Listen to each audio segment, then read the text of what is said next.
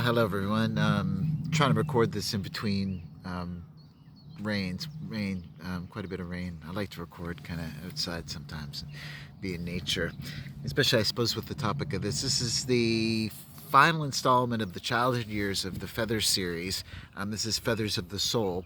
A good friend of mine asked me, what's the difference between, remember, I divided this into Feathers of the Mind, Feathers of the Body, and Feathers of the Soul. They had a good question, what's the difference between Feathers of the Mind and Feathers of the Soul? And the way I could conceptualize it was that feathers of the mind or feathers of intellect dealt with traumas or negative experiences related to my intellect. That maybe where I felt that I was stupid or felt that I was dumb, and how I've tried to transcend those feelings to develop them into feathers, in a sense that I can kind of learn from those negative experiences. That's the whole point of the whole feathers metaphor, is developing, wings of resilience, in a sense.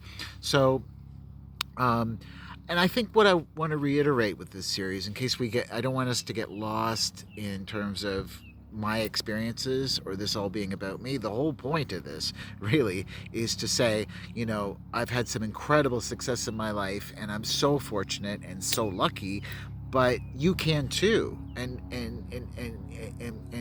the only reason I'm talking about these experiences is twofold.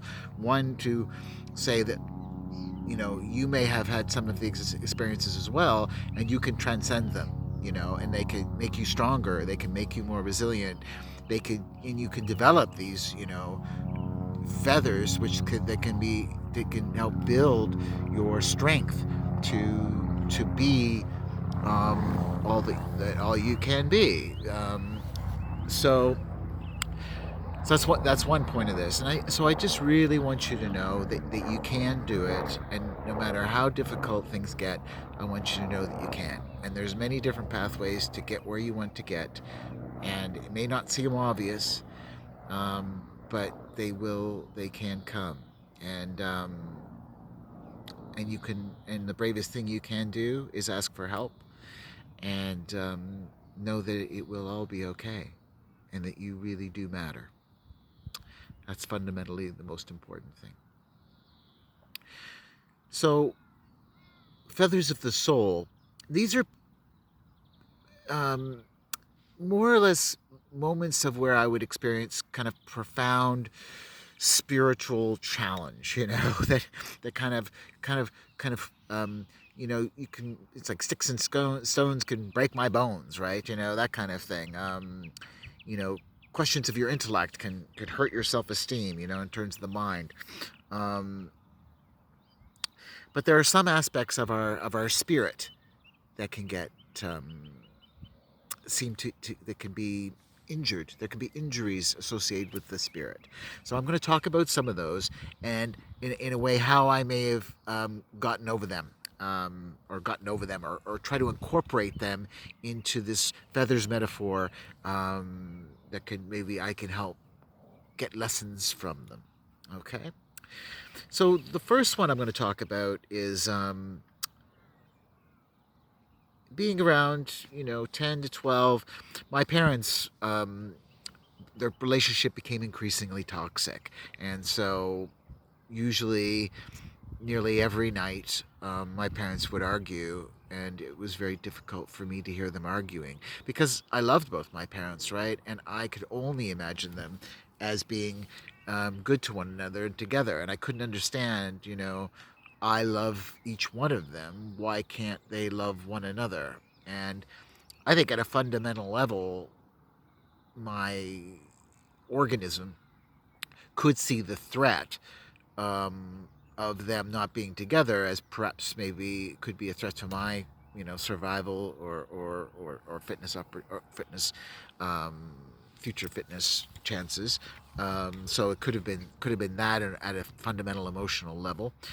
And I would do everything I could for them to get together, and to see each other's perspective. So I spent a lot of time, coming out during the argument, and the arguments, and developing my own argument, saying, well, just look at it from each other's perspective. And I was really trying to be the conciliatory force, and it's one of those things, I've had friends that have been depressed, and I've tried to, you try to help, and you try to help, and you try to help, and each time it kind of makes you just a little bit more depressed. It makes you just a little bit weaker.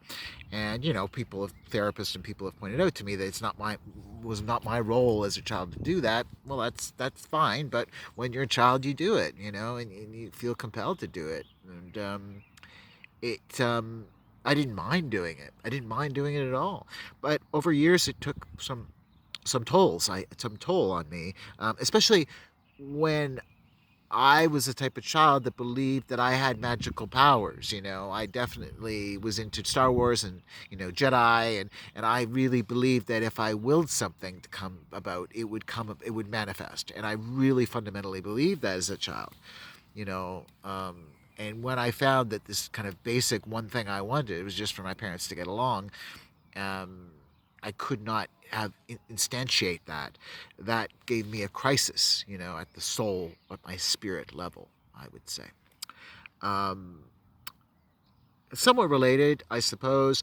My father was a policeman, and I was worried that he wouldn't come home from work. And there were cases where, even though it was kind of a small town, one time we were on vacation and at a cottage together, and over came across the radio that his colleague was shot and killed, and this story behind, and that was a real tragic thing. So I had, at a fundamental level, this fear that my dad might not come home one day, and that kind of fear is like, it's almost like an existential fear. This is like it's like it is a sort of it really affects you kind of at a deep level, and it was something that I felt kind of consistently. So I think it had this kind of, you know um, it's an understandable fear, I think, that you would have, even though I guess you could think, well, what's the probabilities of that happening again? And I mean, I could have obviously overestimated those, and that's kind of what maybe the brain does. There's a threat, and we can maybe exaggerate the degree to which that threat is going to affect you. Maybe 9/11 is a really good example of that. My cousin was in the building at 9/11, even though he's Canadian. We found out when I saw the buildings kind of collapse on CNN, and I assumed that he was in it. And I think that, I was like in a small town or something, even though I had like friends and family like in New York. It felt at the time that we were next, even though we're like in this small town. So your brain can really overestimate what a threat is, and your nervous system gets really jacked up in a sense. And I think that's kind of, when you kind of know when your kind of soul or your spirit or your emotional system is being kind of hijacked, is when that starts to occur.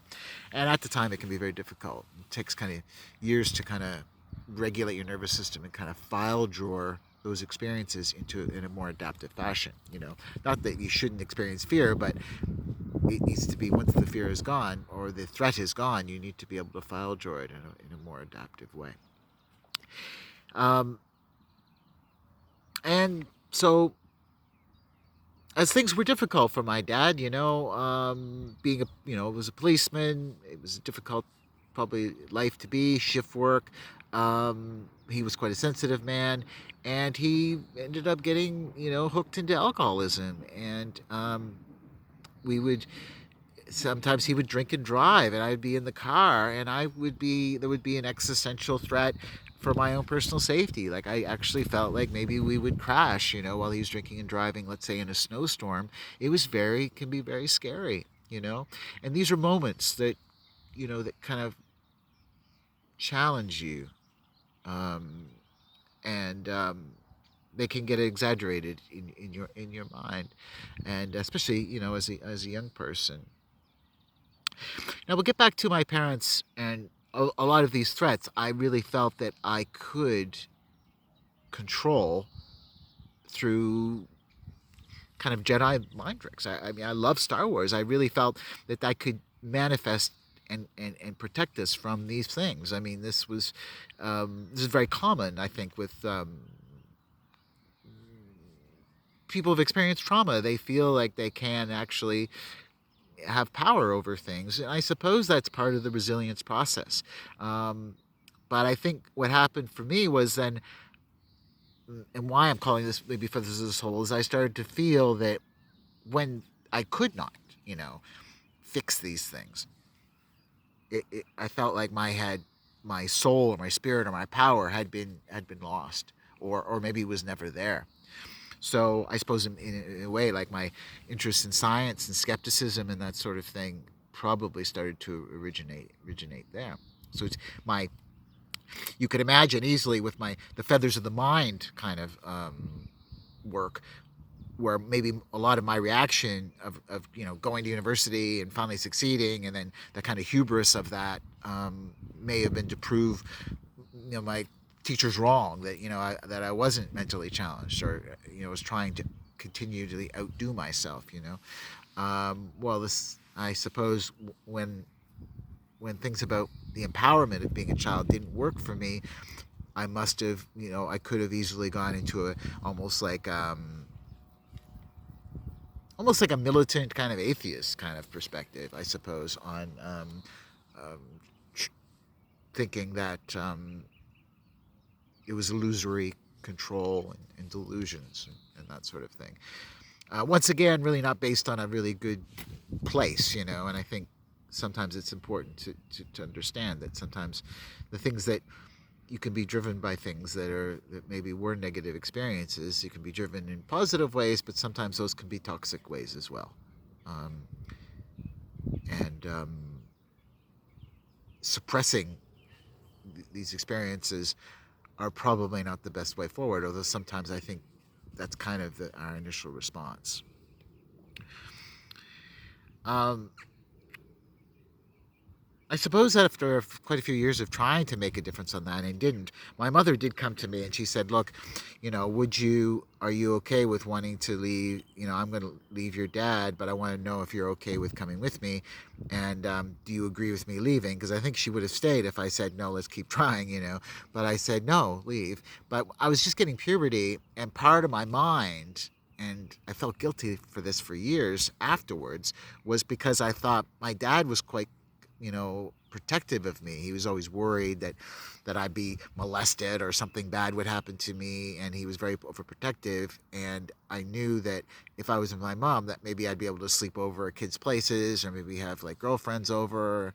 And there was a selfish kind of desire I felt at my back of my mind that I instantly jumped at the opportunity to maybe not be with my dad because I felt him. And so for years I felt guilty about this, which I shouldn't have either. And I think that's the thing about a lot of these things from a child's perspective.